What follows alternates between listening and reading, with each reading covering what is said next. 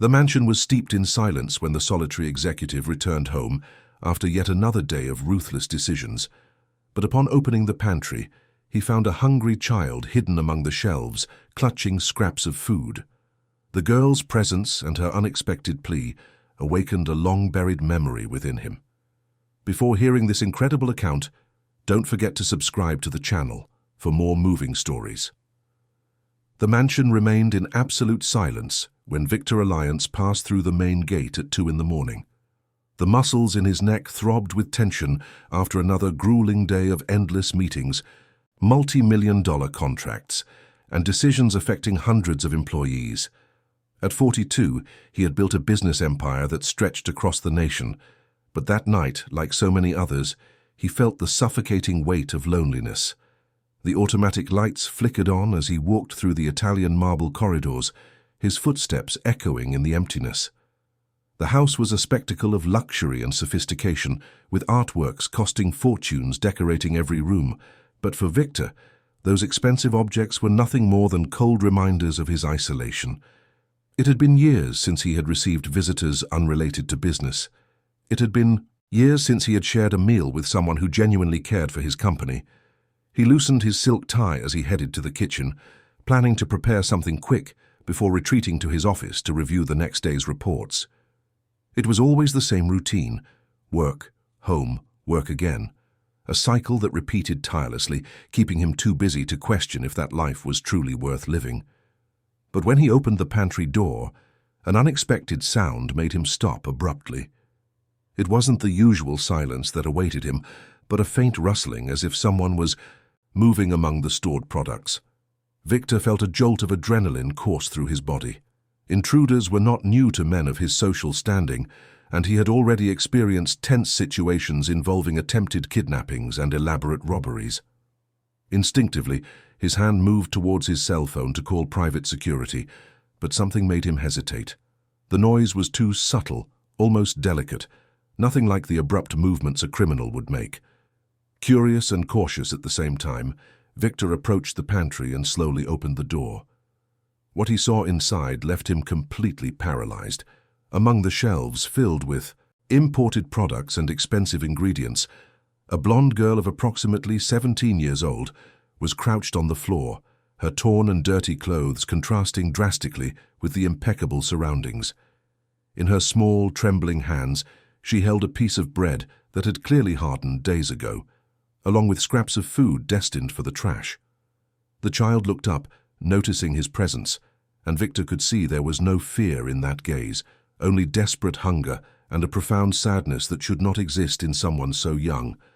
Her cheeks were hollow, showing malnutrition, and her clothes seemed to have been worn for weeks without a proper change. "Please," the girl whispered in a weak, hoarse voice, "don't fire my mother." Those words hit Victor like a punch to the gut. The child had no idea who he was, didn't know that the entire property belonged to him.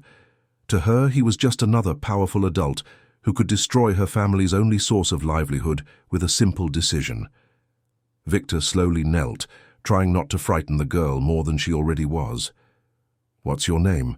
he asked in a gentle tone, putting aside all the authority he usually wielded. "In his business." "Olivia," she replied shyly, wiping breadcrumbs from her faded blouse. "My mum works here, cleaning everything.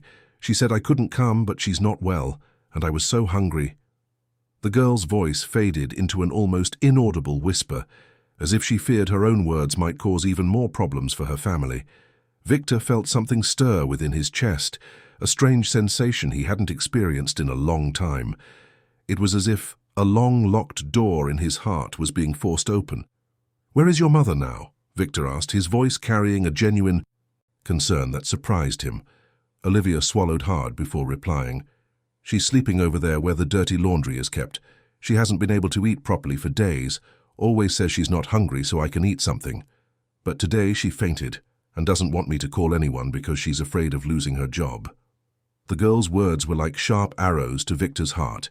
He had built his fortune by exploiting every business opportunity, but he had never stopped to think about the people who worked tirelessly to keep his world running perfectly. To him, employees were numbers on a payroll, not human beings with their own struggles and needs. "Can you take me to her?" Victor asked, extending his hand to help Olivia stand up. The girl hesitated for a moment, clearly torn between the need to protect her mother and the fear of disobeying the orders she had received. Finally, she agreed with a nod and stood up with difficulty, her legs trembling due to weakness. As they walked through the mansion's corridors, Victor couldn't stop observing Olivia. The way she moved, always looking down as if trying to become invisible, revealed a child who had learned very early not to bother adults. Her clothes, which had probably once been colorful and cheerful, were now faded and carefully patched, showing a mother's efforts to maintain her daughter's dignity even in poverty. "How long have you lived here in the city?" Victor asked, trying to start a conversation that might reveal more about their situation. "A few months," Olivia replied softly. "We came from the countryside because Mom said there would be more job opportunities here. She always worked very hard, you know. Before, we used to help at the church giving food to those who had nothing. Mom always said that no matter how little we have, there's always someone who has even less." These words touched something deep in Victor's memory, a distant echo of feelings he had buried decades ago. For a brief moment, fragmented images of his own childhood tried to emerge in his mind, but he pushed them back into the dark place where he had kept all that painful past. When they reached the mansion's service area, Victor found a scene that made him question everything he believed about himself and the world he had built around him. On the cold floor of the dirty laundry room, a blonde woman of approximately 35 years old lay on some folded towels, clearly feverish and breathing with difficulty. Even in her weakened state, Victor could perceive the resemblance between mother and daughter, not only in physical appearance but also in the expression of dignity they both maintained despite the adverse circumstances. "Mommy," Olivia whispered, kneeling beside the woman and gently touching her warm face. "This gentleman wants to help us." The woman opened her eyes with difficulty and upon seeing Victor tried to get up quickly, clearly in a panic at having been discovered in such a situation. "Sir, I beg your pardon. I know I shouldn't be here, but I had nowhere to leave my daughter and—" "Calm down," Victor interrupted her, kneeling as well. "What's your name?" "Rose, sir. Rose Miller. I've been working here as a night cleaner for 3 months. I promise this has never happened before. I always leave Olivia with a neighbor, but she traveled and—" Victor raised his hand to silence the woman's desperate explanations. He could clearly see that Rose was gravely ill, probably with some kind of infection that had worsened due to lack of proper medical care. Her skin was pale and had a yellowish tint, indicating she had been fighting the illness longer than she should have. "You need medical attention immediately," Victor said firmly. "I'm taking you both to the hospital now." "No, sir, please," Rose pleaded, trying to get up again. "I can't lose this job. It's all I have to support my daughter. If I miss work—" "You won't lose any job," Victor reassured her, surprising himself with the determination in his voice. "But now you need to take care of yourself or you won't be able to work anywhere." For the first time in years, Victor felt he was doing something truly important, something that went beyond numbers on a spreadsheet or quarterly profits. As he helped Rose up and called his private driver, he couldn't imagine that that night would not only change their lives but also reveal a past he had tried to forget for decades. The drive to the hospital was silent, punctuated only by Rose's labored breathing and Olivia's worried whispers. Victor watched mother and daughter in the rearview mirror, a strange feeling growing in his chest. It was as if he was seeing, for the first time, the reality that had always existed around him, but which he had chosen to ignore in his obsessive pursuit of financial success. When they arrived at the most expensive private hospital in the capital city, Victor did not hesitate to use all his influence to ensure Rose received immediate, top-quality care. He remained in the waiting room with Olivia, who huddled in the chair beside him, clearly intimidated by the luxurious environment and the healthcare professionals who bowed before Victor as if he were royalty. "Sir," Olivia whispered after a long period of silence, "if Mommy needs to stay here, who will pay? We don't have money for such an expensive doctor." Victor looked at the girl, realizing for the first time how his worldview had become distorted by wealth. To him, the cost of medical treatment was insignificant, but for that family, it represented an unpayable debt that could destroy any chance of rebuilding their lives. "Don't worry about that," he said softly. "I'll take care of everything." Olivia looked at him with such a pure and intense expression of gratitude that Victor felt his heart clench. When was the last time someone had looked at him that way? When was the last time his actions had caused genuine relief instead of just fear or financial interest? Hours passed before the doctor finally emerged from the emergency room with a serious expression. Victor immediately stood up, Olivia clinging to his hand with surprising strength for someone so small. "How is she?" Victor asked, bracing himself for the worst. "It was a close call," the doctor replied, shaking his head. "Advanced pneumonia, severe dehydration, and signs of chronic malnutrition. If you had waited a few more hours to bring her in, the situation could have been irreversible." Olivia began to cry silently, clinging even tighter to Victor's hand. He knelt to be at her height, a gesture he had never made before with any child. "Your mother will be fine," he said, with a certainty he didn't even know where it came from. "She's strong and now she's receiving the best possible care." While they waited for Rose to wake from sedation, Victor and Olivia remained in the waiting room. The girl eventually fell asleep, leaning against him, and for the first time in decades, Victor experienced a sense of peace that money had never been able to buy. Looking at that helpless child in his arms, he began to question not only his priorities but the entire structure of values upon which he had built his life. He didn't know yet, but that would be just the first of many nights that would forever change his understanding of what truly matters in life. And he had no idea that the past he had tried to bury was about to resurface in a way that would connect their lives in unimaginable ways. The day was dawning when Rose finally woke up, and with her a series of revelations that would forever transform the destiny of those three very different people, whom fate had brought together on that seemingly ordinary night in the pantry of a silent mansion. The soft light of dawn streamed through the hospital windows when Rose finally opened her eyes. Her vision was blurred, but gradually she began to focus on her surroundings. The room was luxurious, nothing like the public hospitals she had been to before.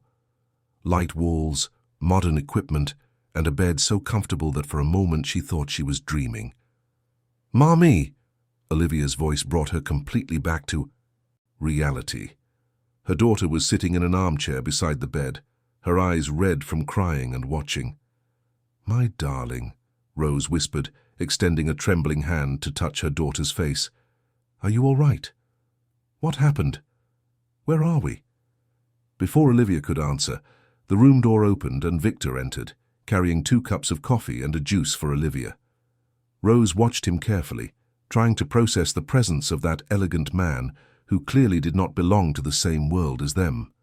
"How do you feel?" Victor asked, approaching the bed carefully as if fearing to startle her. Rose tried to sit up, but a wave of dizziness made her give up. "Sir, I don't understand what's happening. Olivia told me you brought us here, but that can't be right. We can't afford a place like this."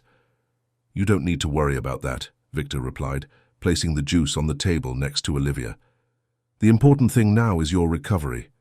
"But sir," Rose insisted, her voice still weak but laden with concern, "I need to work. If I don't show up to clean the house—" "The house you clean is mine," Victor calmly revealed. Rose was silent for a moment, processing this information. Her eyes filled with tears, and she covered her face with her hands. "Oh my God. Mr. Alliance, I apologize profusely. Olivia shouldn't have been there. I know I broke all the rules. And if you want to fire me—" "Stop," Victor interrupted her, his voice firmer now. "You're not going to be fired. And you don't need to apologize for taking care of your daughter when you were sick." Olivia approached the bed and held her mother's hand. "Mummy, he's different from the other bosses you've had. He didn't yell or get angry when he found me eating in the pantry. He just worried about us." Victor watched the interaction between mother and daughter, feeling a strange mix of emotions. The genuine gratitude in their eyes made him question why he had become so distant from the people who worked for him. When was the last time someone in his company saw him as a human being instead of just an intimidating boss? "The doctor said you had pneumonia," Victor explained. "He also said you were malnourished, and that if we had waited a few more hours—" Rose closed her eyes, assimilating the gravity of the situation. I knew I wasn't well, but I couldn't stop working. If I lost my job, Olivia and I would be on the streets. How long have you been struggling? Victor asked, pulling up a chair to sit closer to the bed. Rose hesitated before answering. Since we arrived in the capital city. In the countryside, things were different. I worked as a volunteer at the local church, helping prepare meals for needy people. I didn't earn money, but the community supported us. Olivia played with the other children, went to school. Why did you come here then? Victor asked, genuinely curious. The parish priest said that here I would have better opportunities to find a job that paid enough to give Olivia a better life, Rose explained. He even gave me a letter of recommendation, talking about my work at the church. That's how I got the job at your house. Victor nodded, beginning to understand the situation better. And Olivia's father. Rose exchanged a meaningful look with her daughter before answering. Olivia never knew her father. When I found out I was pregnant, I was very young and he didn't want to take responsibility. Mommy always took care of me by herself, Olivia added, her voice full of pride. She's the bravest person I know. Victor observed the complicity between the two and felt something stir within him. There was something in the way Rose spoke, in her silent determination and the kindness in her eyes, that was strangely familiar to him. But before he could analyze that feeling further, the nurse entered the room. How are you feeling, Mrs. Miller? The nurse asked, checking the machines connected to Rose. Better, Rose replied.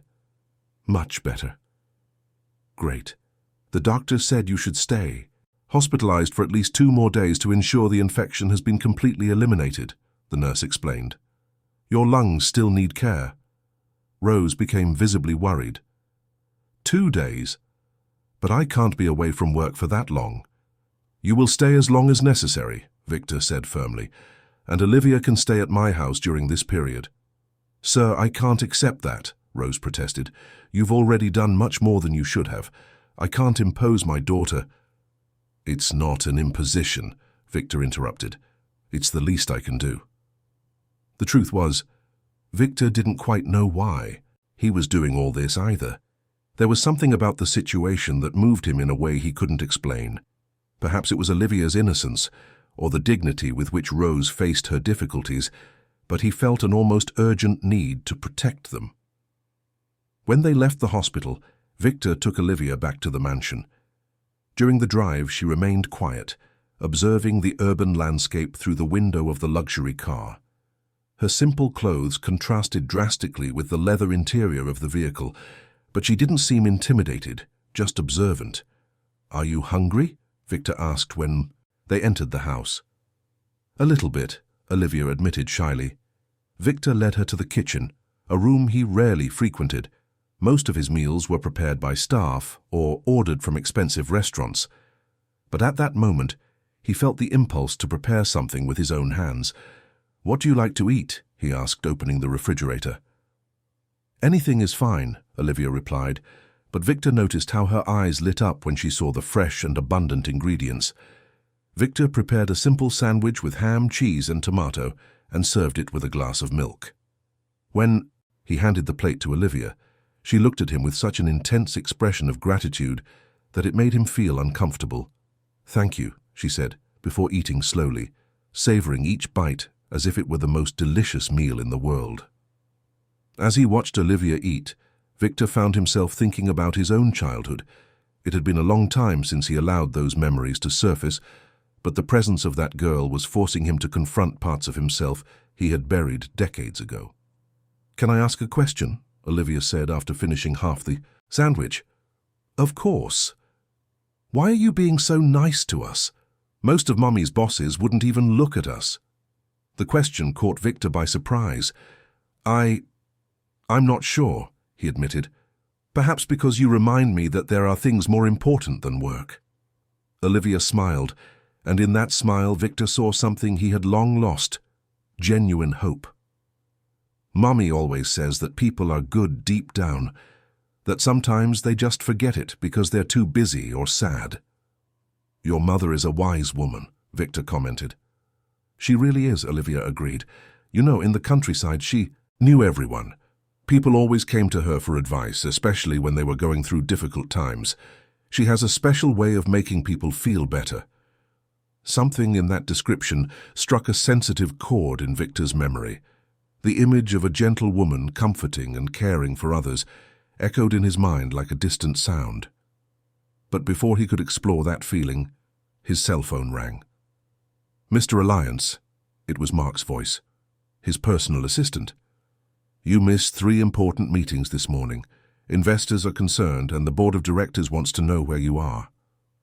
Victor looked at Olivia, who had stopped eating and was watching him carefully. For a moment he felt the familiar weight of corporate responsibility pressing on his shoulders. But when he looked again at the girl who had spent the entire night in a hospital waiting for her mother to recover, his priorities became clear. "Cancel all meetings for today," Victor said into the phone, surprised by his own decision, "and reschedule them for next week." "Sir, but—" "That's an order, Mark, and I don't want to be disturbed for the rest of the day unless it's a real emergency." When he hung up, Victor noticed Olivia was looking at him with admiration. "You cancelled important things because of us?" she asked. "There's nothing more important than making sure you and your mother are well," Victor replied, and as he said those words, he realized he truly believed them. The rest of the day passed in a way Victor had never experienced. He showed Olivia the house, seeing it through her eyes, the living room with its giant sofas where she could get lost, the library with thousands of books that she observed with reverence, the garden with the swimming pool that made her sigh in admiration. "It's like a palace," she said in a whisper. "Sometimes it feels like a prison," Victor replied without thinking, and immediately regretted the honesty. But Olivia merely nodded with understanding. "Mommy always says that big houses can be the emptiest when there's no love inside them." The girl's words hit Victor like a revelation. For years he had filled that mansion with expensive objects and cutting-edge technology, but he had never truly transformed that space into a home. It was just a place where he slept between one workday and another. That afternoon, as Olivia dozed on the main living room sofa, Victor watched her sleep. There was something profoundly peaceful about having another person sharing that space, in knowing that someone was there not for financial interest or professional obligation, but simply because they needed care and protection. When she woke up, they prepared a snack together. Victor discovered he had never truly paid attention to how comforting the simple act of sharing a meal with someone was. Olivia told stories about life in the countryside, about church festivals where everyone contributed a dish, about the nights her mother taught her to read using books borrowed from the community library. "Mommy always said that no matter how little we have, we can always share something," Olivia said, licking her jam-covered fingers. "And you really did that, even with so little?" Victor asked. "Especially because of that," Olivia replied naturally. "Mommy said that those who have experienced hardship understand better how important it is to help others." This philosophy of life was completely opposite to everything Victor had learned during his ascent to success. In the business world, the rule was to accumulate, protect, keep for oneself. But there was a 17-year-old child explaining a concept of generosity that he had lost somewhere along the way. When night fell, Victor prepared a guest room for Olivia. She was delighted with the king-size bed, the private bathroom, and the large-screen television. But when she went to sleep, Victor found her curled up in just a small part of the giant bed. "Is everything all right?" he asked. "It is," she replied, but her voice sounded tiny in the large room. "It's just that it's very quiet here. In our house I could hear Mommy breathing in the next room." Victor felt his heart clench. Without thinking much, he asked, "Would you like me to stay here until you fall asleep?" Olivia's eyes lit up. "Could you?" Victor pulled an armchair close to the bed and sat down. "Of course." As Olivia closed her eyes and gradually relaxed, Victor sat there thinking about how that day had changed something fundamental within him. For the first time in years, he felt truly useful, not because of some closed deal or profit earned, but because he had provided security and care to a child in need. When she finally fell asleep, Victor watched her peaceful face. There was something in those delicate features, in the way she smiled even while sleeping. That continued to awaken vague memories in his mind. Memories of a time he had tried to forget, of a time when he too was just a child needing care and protection. But he still didn't know that these memories were about to become much clearer, and that the reunion with Rose the next day would reveal connections that would forever change his understanding of his own past. 2 days later, Victor and Olivia returned to the hospital to pick up Rose. The girl had spent that time slowly, transforming the mansion's routine, bringing an energy Victor didn't know was missing. She had explored every corner of the property with childlike curiosity, asked questions about everything she saw, and, most importantly, had started to make Victor laugh in a way he couldn't remember experiencing in adulthood.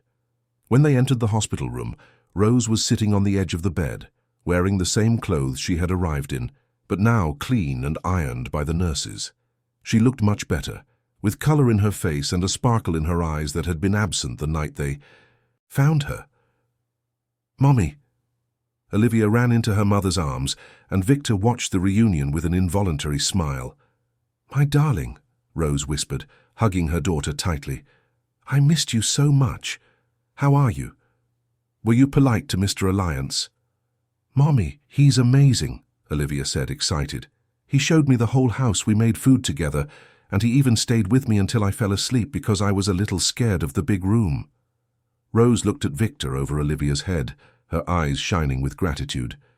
"Mr. Alliance, I have no words to thank you for everything you've done for us. I don't know how I'll ever repay such kindness." "You don't need to repay anything," Victor replied, approaching. "How are you feeling?" "Much better, thanks to you.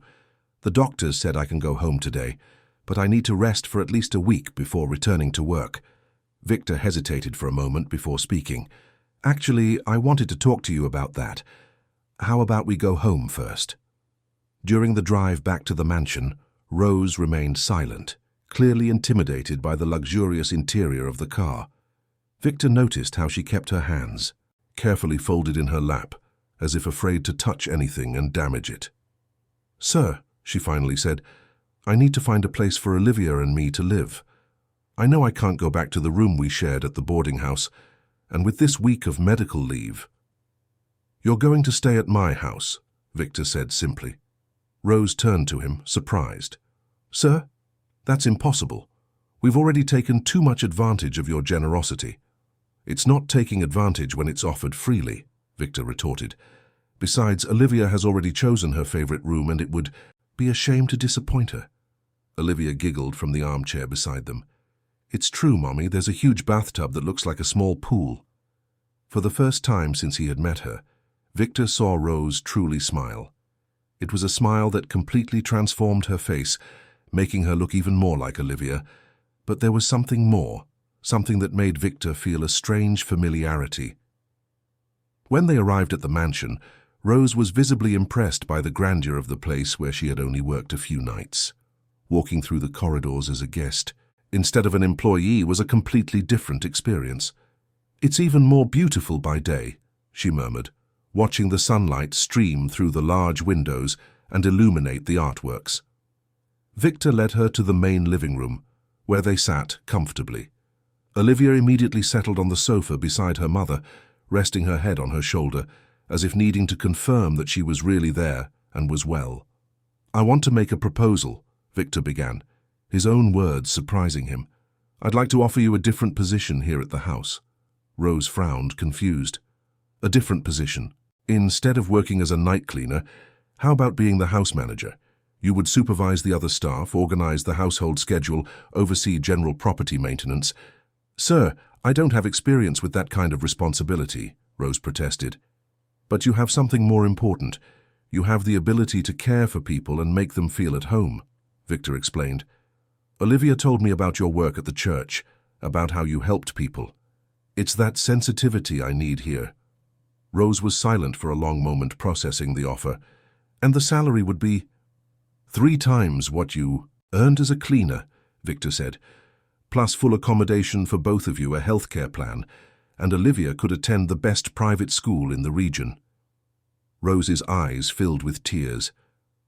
"Mr. Alliance, this is a dream." "But why? Why are you doing all this for us?" Victor looked at Rose for a long moment, studying her features. There was something about her that continued to awaken fragmented memories, feelings of a past he had tried to bury. Honestly, I'm not entirely sure, but I feel that you two have brought something to this house that has been missing for a long time. What? Rose asked softly.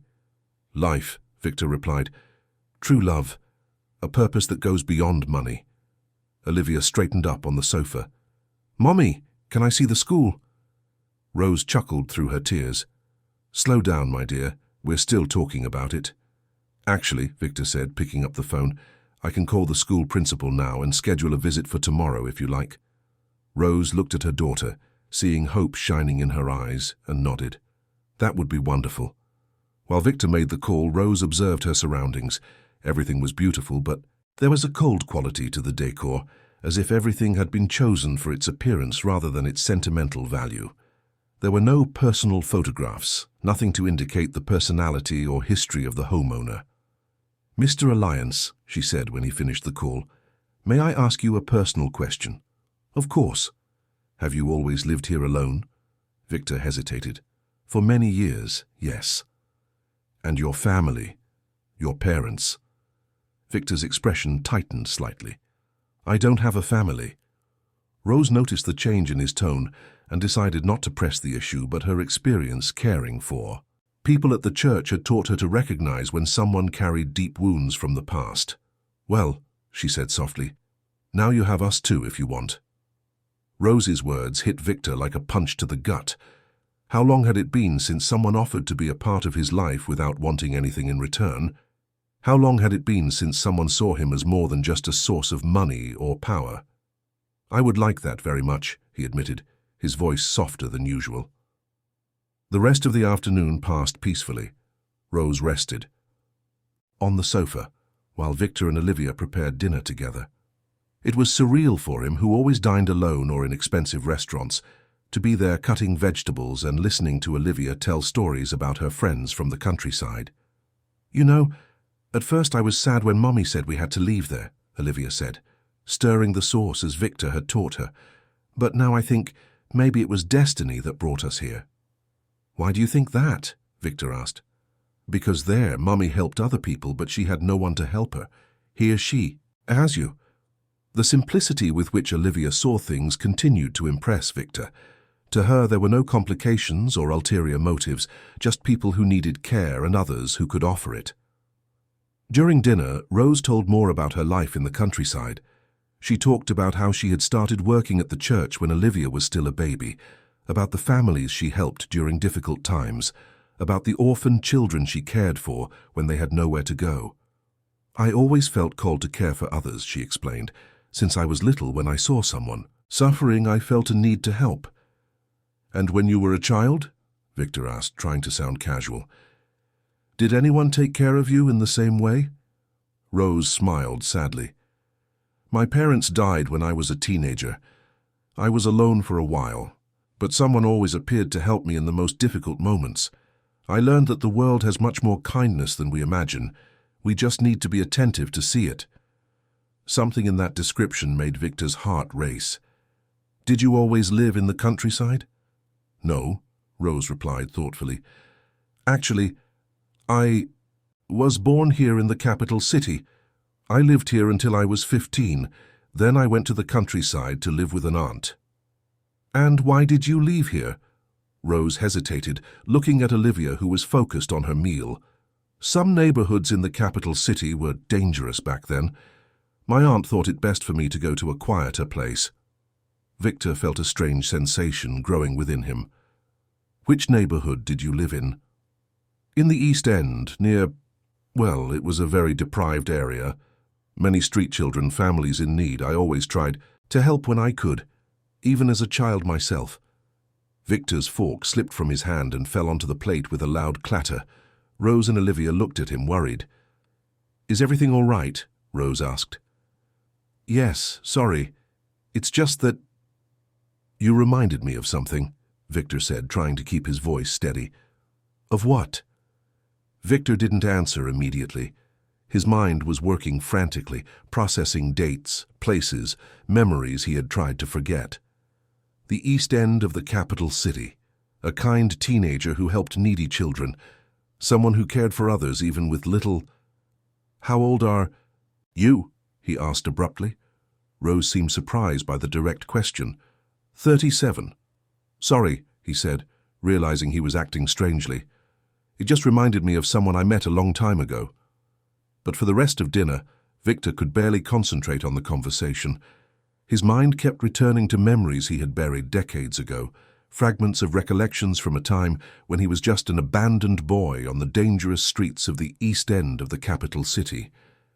There was someone, an older girl, who sometimes appeared and helped the street children. She brought hidden food, treated wounds, offered a warm blanket on cold nights. He never knew her name, but he remembered her kind face, her blonde hair, her soft voice that comforted him when he was scared. Could it be possible? Could Rose be? Victor shook his head, trying to push away those thoughts. It was too much of a coincidence, too improbable. But the feeling of familiarity he had felt since meeting her continued to grow, and now it had a possible explanation that left him completely shaken. After dinner, while Rose was bathing Olivia, Victor remained alone in the living room, lost in thought. If his suspicions were correct, if Rose was indeed the girl who had cared for him during the worst moments of his childhood, it would mean that her arrival in his life was not by chance, but a circle closing in a way he could never have imagined. More importantly, it would mean he finally had the chance to repay the kindness that had saved his life more than 2 decades ago. But before acting on suspicions, he needed to be sure. And for that, he would need to ask questions that might bring back painful memories for both him and her. When Rose came down to the living room after putting Olivia to bed, Victor was waiting with 2 cups of hot tea. "Thank you very much," she said, accepting the cup and sitting on the sofa opposite him. "Olivia is radiant. I've never seen my daughter so happy." "She's a special child," Victor commented, "just like her mother." Rose smiled, blushing. "Mr. Alliance." "Victor," he interrupted her. "Please, call me Victor." "Victor," she repeated, as if testing the name. "May I ask you something now?" "Of course." "You mentioned you don't have a family, but everyone has family even if they don't live together. Do you really have no one?" Victor was silent for a long moment, debating internally whether he should open that door he had kept locked for so long. "No," he finally said. "My parents abandoned me when I was very young. I grew up on the streets of the East End of the capital city until I got a spot in an orphanage when I was 9. Rose almost dropped her teacup. You grew up on the streets?" "From 5 to 9 years old," Victor confirmed, carefully observing her reaction. "They were the worst years of my life. Cold, hunger, constant fear. I probably wouldn't have survived if it weren't for..." He paused, noticing how pale Rose had become. "If it weren't for what?" she asked in a whisper. "For a girl," Victor continued, his voice growing softer. "A girl a little older than me who sometimes appeared and looked after the children who had no one. She never said her name, but I always remembered her face. Blonde hair, kind eyes, and a voice that could make any child feel safe." Tears began to stream down Rose's face. "Victor," she whispered, "how old are you?" 42. Rose quickly did the math and her tears intensified. "My God," she murmured, "it's you. It really is you." Victor felt his heart race. "You remember me?" "A small boy, too thin, with big sad eyes," Rose said through her tears. "You always hid behind the abandoned buildings, but when you saw me coming with food, you would run to meet me. You never spoke much, but you had this way of looking at me as if I were an angel." Victor got up from the sofa and knelt in front of Rose, taking her hands. "You saved my life," he said, his own voice choked with emotion. "Not once, but several times. If it weren't for you, I would have disappeared into the statistics of street children." "And I never knew what happened to you," Rose cried. "When I stopped seeing you in the area, I got worried. I thought maybe..." "I got a spot in the orphanage," Victor explained. "From there, I went to an adoptive family. I studied, I worked, I built all this. But I never forgot you. I never forgot the kindness you showed when I needed it most." Rose touched Victor's face tenderly, as if seeing the boy he had once been. "You've become such a successful man," she said with pride. "I always knew you were special." "And you continue to be the same generous person you always were," Victor replied. "Caring for Olivia, helping at the church, being a light in other people's lives." They stood there for a moment, absorbing the magnitude of that reunion. The abandoned boy and the girl who had saved him, brought together after more than 2 decades by a coincidence that seemed too impossible to be real. "Now I understand," Rose said finally. "I understand why you're doing all this for us. You're repaying me." "No," Victor gently corrected her. "I'm not repaying you. I'm finally doing what I always wanted to do, care for you as you cared for me. Now it's my turn to be the light in your life." That night, for the first time since becoming an adult, Victor didn't feel alone in the world. He had a family, not of blood, but of choice and of heart. And for the first time in decades, the future seemed full of possibilities that went far beyond financial success. In the weeks that followed the revelation, life at the Alliance Mansion underwent transformations none of the three had anticipated. Rose officially took on her new role as property manager, but her presence changed much more than just the organization of the house. Victor discovered that having a true family meant much more than simply sharing the same space. In the morning, he was awakened by the sound of laughter coming from the kitchen, where Rose and Olivia prepared breakfast together.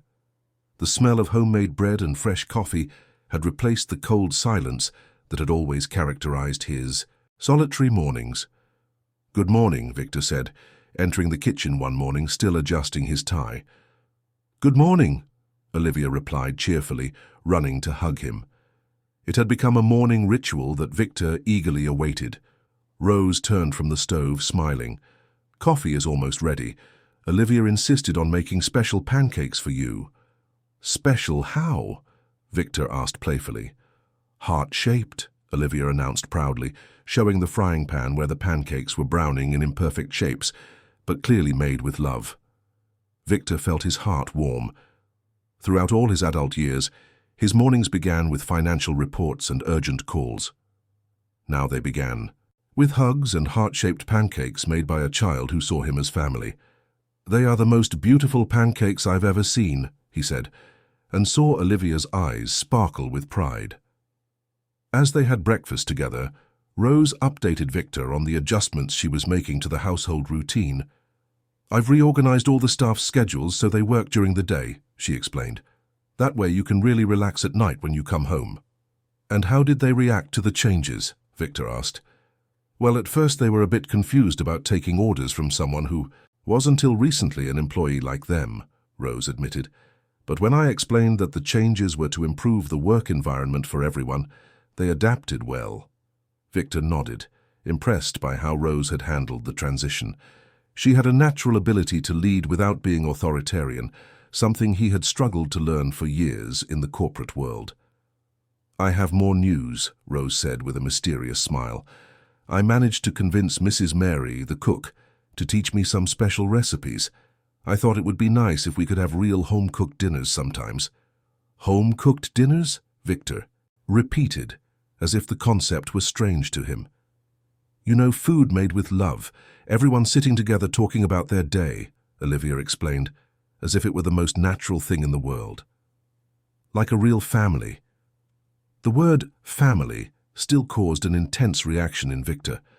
For so long he had believed that family was something he simply couldn't have, a luxury reserved for people who hadn't started life on the streets. But there he was, discovering that family had much less to do with blood, and much more to do with daily choices of care and love. Later that morning, Victor was in his office when Mark, his personal assistant, arrived for the weekly meeting.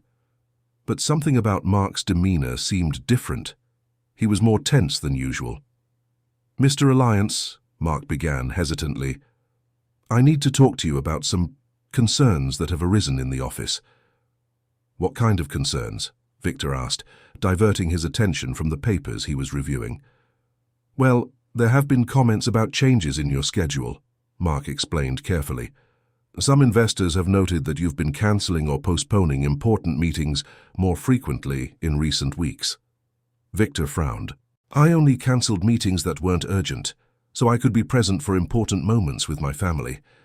Your family, Mark repeated, clearly confused. Sir, forgive the question, but I don't understand. You always said you didn't have a family. Things have changed, Victor replied simply. Mark hesitated before continuing. Sir, there have also been speculations about the new living arrangement. The household staff have commented that there is now a woman and a child living here permanently. Victor felt a pang of irritation. And what's the problem with that? Well, some of the more conservative investors are wondering if this might affect your business decisions. They're concerned that, how can I put this diplomatically, that you might be being influenced or manipulated. Victor's irritation turned into anger. Manipulated? Sir, I'm not saying that. I'm just reporting the concerns I've heard. Mark hastened to clarify, but I think it would be prudent to consider how to manage these perceptions. Victor rose from his chair, clearly agitated.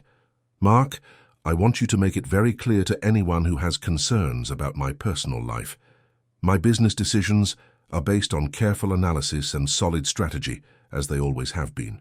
The fact that I now have people I love in my life only makes these decisions more important, not less trustworthy. Yes, sir, Mark replied, but Victor could see he was still concerned. After Mark left, Victor remained alone in his office, thinking about what he had heard. It was naive of him to think that such significant changes in his personal life would go unnoticed in the business world. But the suggestion that Rose and Olivia might be manipulating him deeply bothered him. That afternoon, when he arrived home, Victor found Rose in the garden with Olivia, teaching her to plant flowers in a small flower bed they had prepared together. How was your day? Rose asked, immediately noticing that something was bothering Victor. Interesting, Victor replied, watching Olivia concentrated on carefully planting a small seedling. It seems our new family situation is causing comments at the office. Rose frowned, worried. What kind of comments?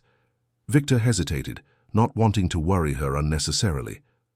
Just a few people questioning whether my business decisions might be affected by having you two in my life. Rose slowly stood up, wiping the dirt from her hands. Victor, if our presence here is causing problems for you... No, Victor interrupted her firmly. You are not the problem. The problem is people who cannot understand that having a family makes me a better man, not worse. Olivia looked up from her planting. Why don't people believe families are good? The girl's innocent question made Victor realize how distorted the business world's perspective was. I think some people have forgotten that money and success are tools to build a better life, not the ultimate goal. Mummy always says that work is important, but the people we love are more important, Olivia commented, returning to her flowers. Your mother is very wise, Victor said, looking at Rose with admiration. That night, after Olivia went to sleep, Victor and Rose sat on the veranda, watching the stars. There was a tranquility in those moments that Victor had never experienced before, but also a new responsibility that sometimes made him anxious. Rose, he said finally, I need you to know that there might be challenges ahead. People questioning our motivations, trying to create problems. Are you regretting it? Rose asked softly. Never, Victor replied without hesitation, but I want you to be prepared. The business world can be cruel to people they see as threats to the status quo. Rose turned to face him. Victor, I spent years caring for people society had abandoned. I faced judgments, criticisms, and people who thought I was wasting my time caring for worthless people. If I learned anything, it's that when you're doing the right thing, there will always be people trying to discourage you. And what did you do when that happened? I kept doing the right thing, Rose replied with a smile. And I remembered that the opinions of people who don't know my heart don't define who I am. Victor held her hand, feeling a strength and wisdom that went far beyond her years. How did you become so strong? I think you become strong when you need to be strong for others, Rose replied. When Olivia was born, I knew she needed a mother who would never give up even when things got tough. That taught me that we always have more courage than we imagine. And now? Victor asked. Now you two are my family, Rose said simply. And I protect my family. In the following weeks, Victor began to implement some changes in his professional approach. Instead of cancelling important meetings, he started scheduling them more efficiently, ensuring he could be present for important moments at home without compromising his business. Rose, in turn, began to follow some aspects of Victor's business, not out of personal ambition, but to better understand the world that occupied so much of his time and energy. Her unique perspective, coming from years of caring for people in difficulty, began to influence some of Victor's company's philanthropic decisions.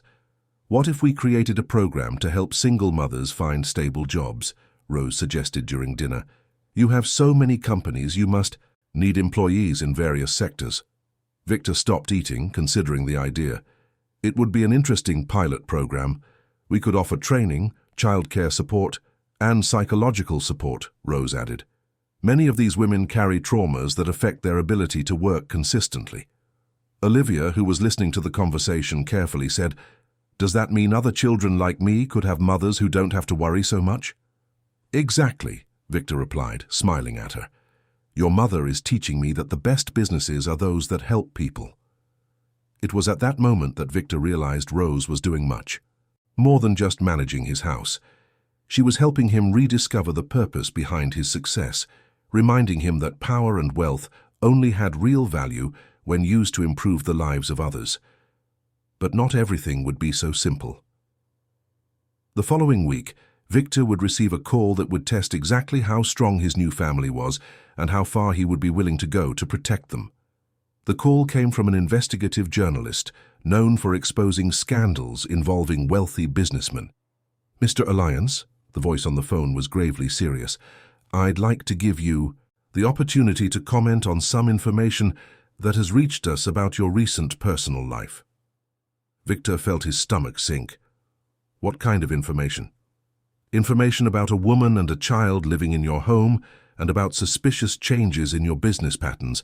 Some people are suggesting there might be questionable aspects to this situation." "Questionable how?" Victor asked, his voice growing dangerously low. "Well, a wealthy single man suddenly taking in a woman in financial difficulties, and her daughter. Some could interpret that in various ways. Would you like to clarify the nature of this relationship before we publish our story?" Victor immediately realized what was happening. Someone was deliberately spreading malicious insinuations about his family, trying to create a scandal where none existed. "May I know who is providing this information?" Victor asked.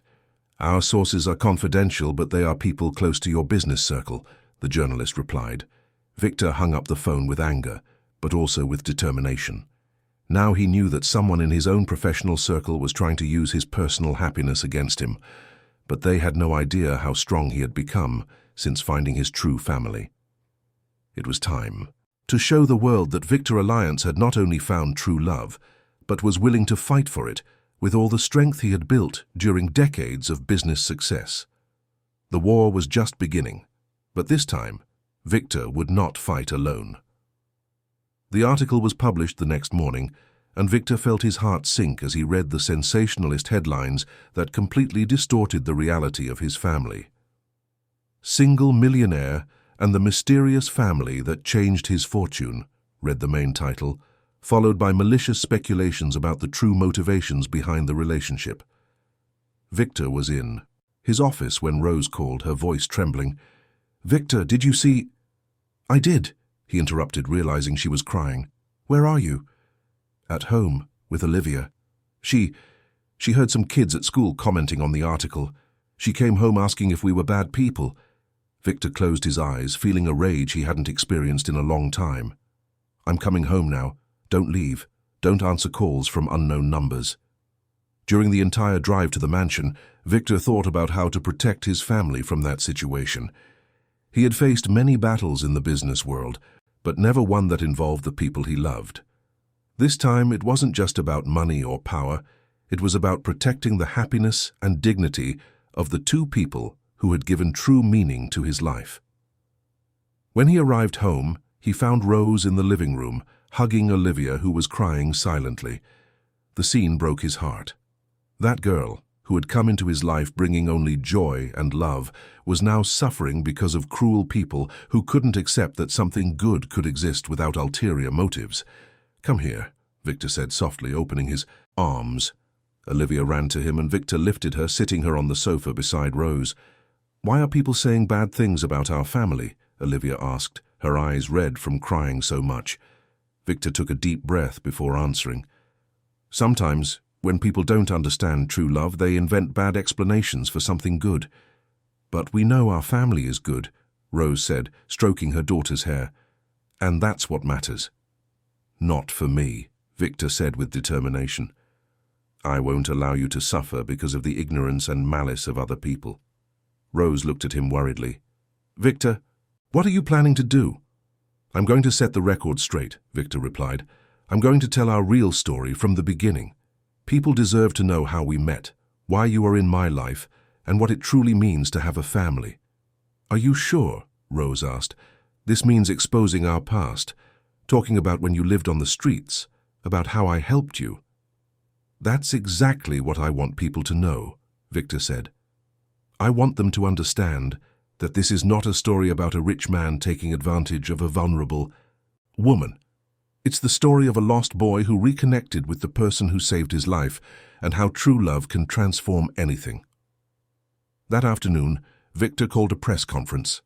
Against the advice of Mark and his lawyers, he decided to speak personally about his family and his story. The event hall of Victor's company was packed with journalists, bloggers, and curious onlookers. Television cameras and live broadcast equipment occupied all available space. Victor had insisted that Rose and Olivia didn't need to be present, but both wanted to support him. "Good afternoon," Victor began, his voice firm and clear. "I called this press conference to clarify incorrect information that has been published about my family." He paused, looking directly at the cameras. "Yes, I said my family. Rose Miller and her daughter Olivia are not people who took advantage of my wealth. They are the family I never thought I could have." Victor began to tell his story from the beginning, without omitting the difficult details of his childhood on the streets. He described how Rose, then a teenager, risked her own safety to care for abandoned children, including himself.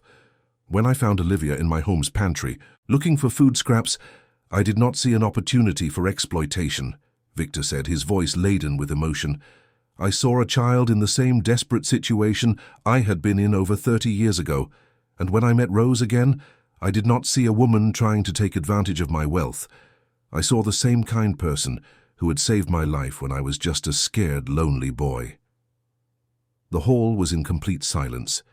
Even the most cynical journalists seemed touched by Victor's evident sincerity.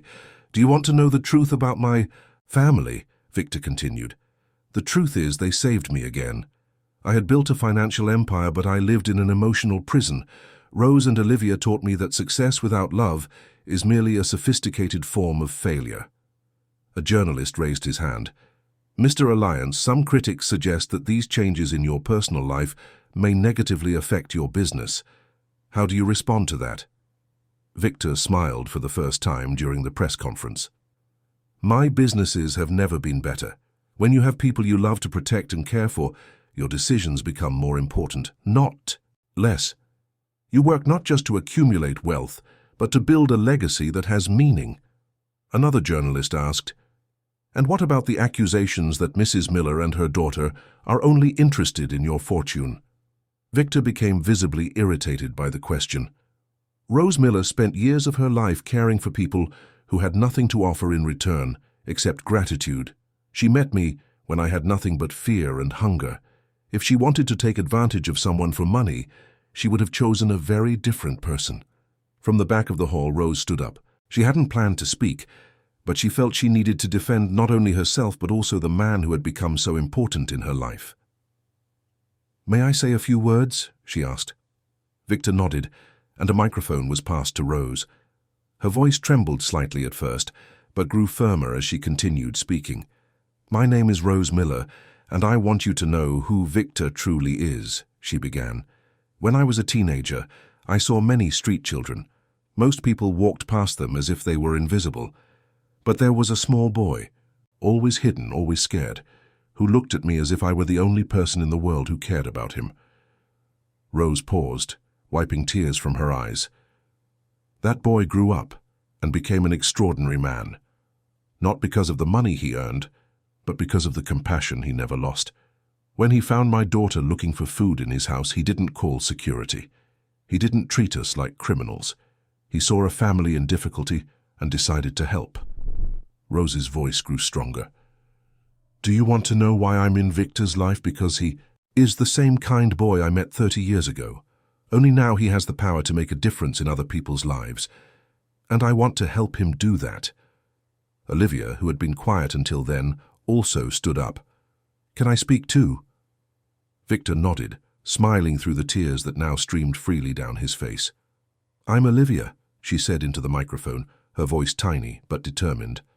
And Victor isn't just a rich man who helped us. He's my dad now, even if he's not my blood father. He hugs me when I have nightmares, helps me with my homework, and makes me feel safe. The people who are saying bad things about our family don't know us. If they did, they'd know we're happy together. The silence in the hall was broken by some spontaneous applause. Even seasoned journalists seemed moved by the simplicity and honesty of the girl's words. Victor approached the microphone again. I have one more thing to say, he announced. Rose, Olivia, would you like to come up here? The two approached him, and Victor took each of their hands. I want everyone to know that I am initiating the official adoption process for Olivia. With Rose's consent, she will legally become my daughter. The reaction was immediate and intense. Camera flashes went off. Journalists shouted questions, but Victor only had eyes for his family. And I also want to announce, he continued, that Rose and I are getting married. Rose looked at him surprised. They had talked about marriage, but she hadn't expected him to announce it publicly in that manner. If she accepts, Victor added, smiling at Rose. Yes, Rose whispered, then louder. Yes, I accept. Olivia cheered with joy and hugged them both, creating an image that would be published in newspapers across the entire nation. A family reunited by love, celebrating their union before a world that had tried to destroy their happiness. In the days that followed, the public reaction was overwhelmingly positive. The real story of Victor, Rose, and Olivia touched the hearts of millions of people who recognized in it proof that true love still existed, even in a cynical world. Companies began to reach out, wanting to associate their brands with the inspiring story of the Alliance family. Television programs invited Victor to speak about how the family had transformed his perspective on business and life. More importantly, the pilot program Rose had suggested to help single mothers received massive interest. Other companies wanted to create similar programs, and investors offered to fund the expansion of the idea. Do you realize what happened? Victor said to Rose one evening, as they watched Olivia playing in the garden. They tried to use our happiness against us, but they ended up amplifying our message to the entire world. Perhaps that's what was meant to happen, Rose replied thoughtfully. Perhaps our story needs to be known not just by us, but by all the people who have lost hope in true love. Victor nodded, pulling Rose closer. Do you know what the best part of all this is?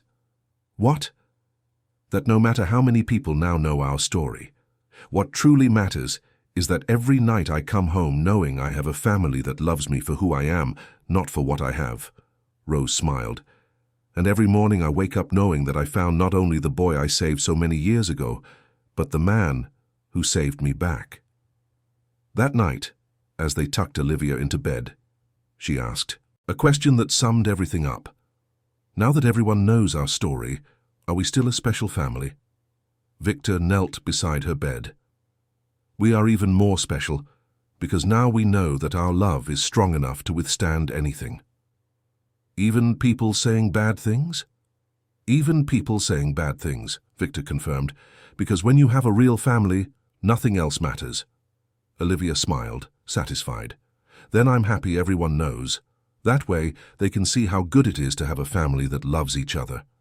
As Victor and Rose left the room, both knew they had passed their first major test as a family. And they not only survived, they had become stronger and more united than ever. The future was full of possibilities, and for the first time in their lives, all three knew exactly where they belonged. Together, as a family built not by chance but by daily choices of love, protection, and mutual care.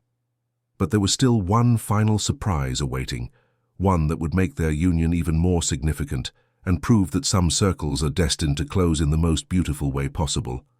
6 months after the press conference, on a sunny spring morning, Victor woke with the feeling that this would be the most important day of his life. Not because it was the day of his wedding to Rose, nor because Olivia's adoption would be formalized, but because it was the day his transformation from a solitary man into a loving father and husband would be celebrated before the people who mattered most to him. The ceremony would be small and intimate, held in the mansion's garden, which had now truly become a home. Rose had insisted they didn't need an extravagant party, but Victor wanted to mark that moment in a special way for the two of them. Nervous? Rose asked, entering his room in the morning. They had decided to uphold the tradition of not seeing each other before the ceremony, but she couldn't resist sneaking a peek to check if he was all right. "A little," Victor admitted, adjusting his tie for the 10th time. "Not for the ceremony itself, but for everything it represents. In a few hours you two will officially have my name. Olivia will legally be my daughter." Rose approached and lovingly helped adjust his tie. "Victor, you've been her father for months already. The paperwork merely makes official what we all already know." "I know, but—" Victor hesitated. "Sometimes I still can't believe this is real. That you are real. That this family is real." "It's very real," Rose said softly, kissing his forehead. "And it will continue to be real tomorrow, next month, in the years to come." A few hours later, the mansion's garden was transformed. White and yellow flowers decorated a simple but elegant altar. Only 20 people were present, some household staff who had become close to the family.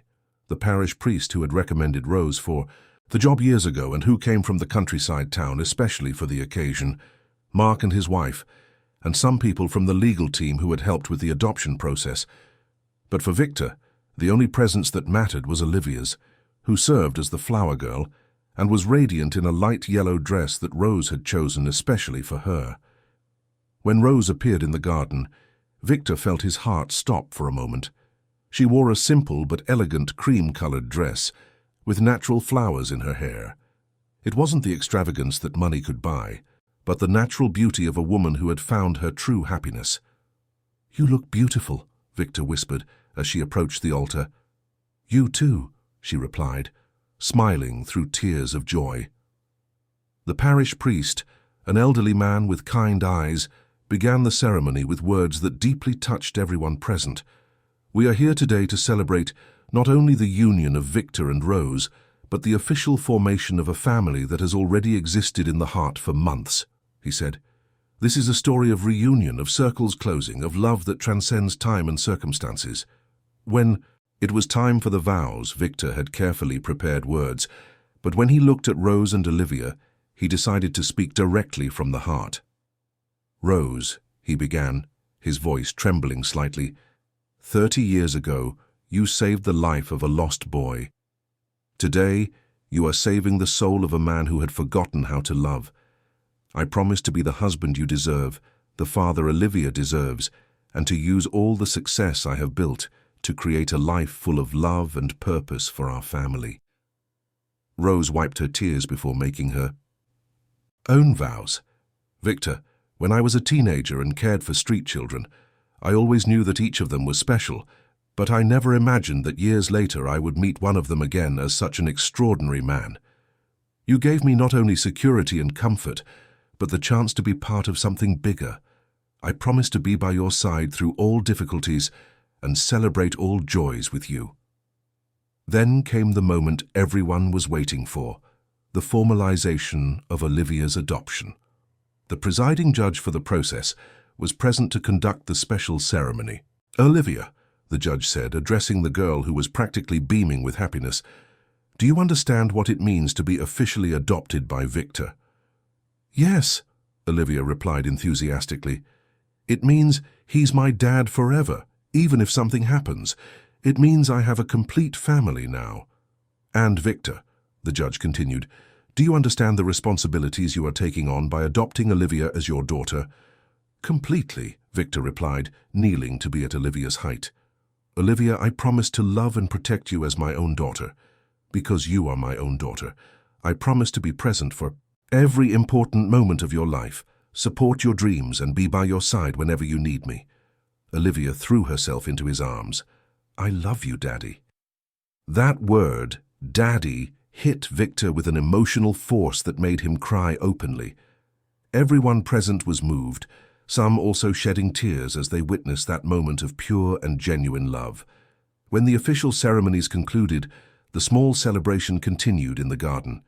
There was no orchestra or extravagant decor, but there was genuine laughter, warm hugs, and the feeling that something truly special had happened.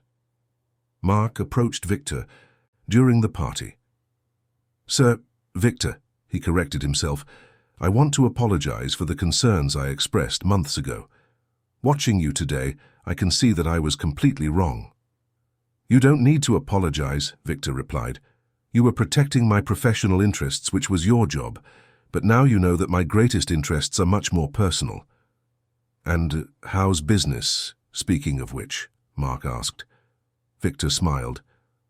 Better than ever.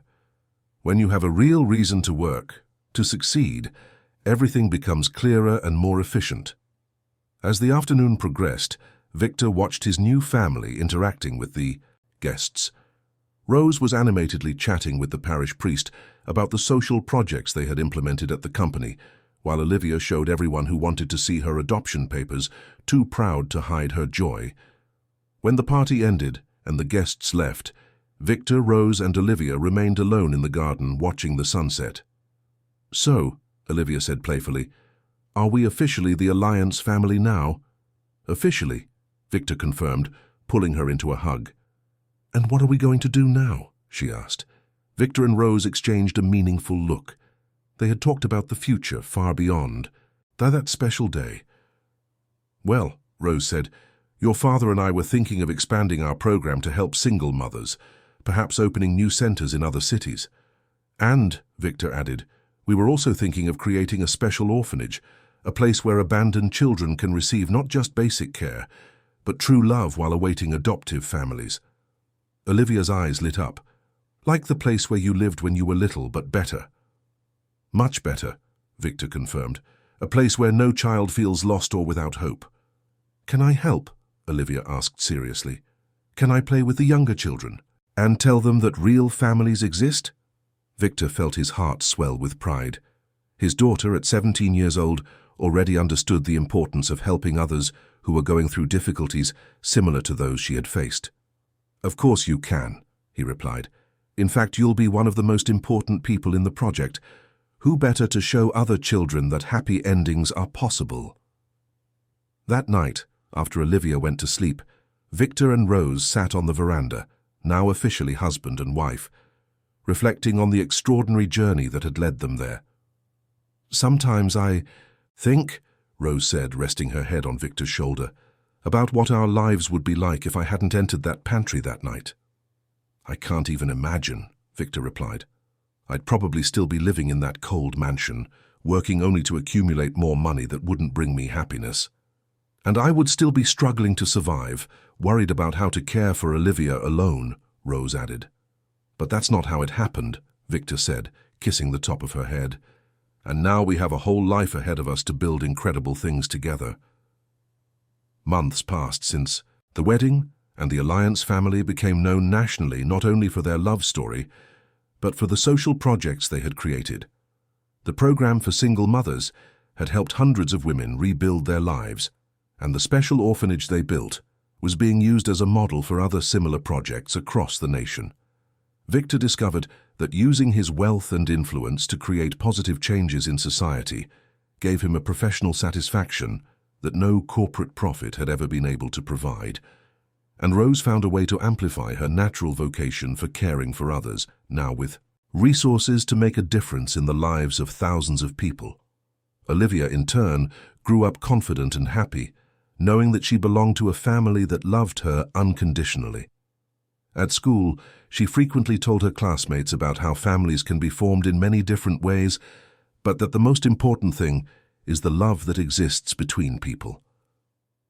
On her 10th birthday, Olivia made a request that surprised and moved both Victor and Rose.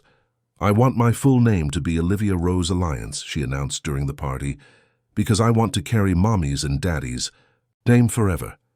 Victor and Rose looked at each other, moved by the maturity and love of the girl who had become the center of their lives. "If that's what you want," Victor said, "then that's what we'll do." "But why do you want to include my name too?" Rose asked, curious. "Because you taught me to be strong like you," Olivia replied simply, "and I want everyone to know that I have the bravest mother in the world." That night, Victor reflected on how his life had completely changed. The abandoned boy on the streets had become a successful businessman, but more importantly, he had become a loving husband and a present father. The wealth he accumulated now had a real purpose: to create opportunities for other people to find the same happiness he had found. Rose, who had started life caring for strangers at the church in a small countryside town, now oversaw projects that touched lives across the nation. Her natural ability to see the good potential in people had become a transformative force that went far beyond her family. And Olivia, who had started as a scared girl looking for food scraps to survive, now grew up, knowing that she was loved, protected, and had endless possibilities in her future. 5 years after the day Victor found Olivia in the pantry, they received a special letter. It was from one of the first beneficiaries of the Single Mothers Program, a woman named Anna, who had now graduated in business administration and opened her own company. "Mr. and Mrs. Alliance," the letter read, "I want you to know that you saved not only my life, but my daughter's life too. When I came to your program, I had lost all hope that we could have a better life. Today my daughter is at university studying medicine, and I have a thriving company. More importantly, we both learned that we should never give up on our dreams, no matter how impossible they seem. You taught us that families care for each other, and now we are creating our own support network to help other mothers. The circle of kindness continues to grow." Victor read the letter aloud during dinner, and everyone was moved by the lasting impact their story had created. "Do you know what that means?" Olivia said, now 13 and growing wiser. "It means our family isn't just the three of us. Our family is all the people whose lives improved because we decided to love each other." Victor and Rose smiled, proud of the extraordinary young woman Olivia had become. That night, Victor stood on the veranda, looking at the stars, thinking about the entire journey that had led him there. 38 years ago, he was a lost boy who believed he was destined to die alone and forgotten. Today, he was a man surrounded by love, purpose, and the certainty that his life had made a difference in the world. Rose joined him on the veranda, as she always did when she noticed he was reflective. "What are you thinking about?" she asked, leaning against him. "How funny destiny is," Victor replied. "You saved my life when I was a child, not even knowing who I was. Years later, I find your daughter in the exact same desperate situation you found me in.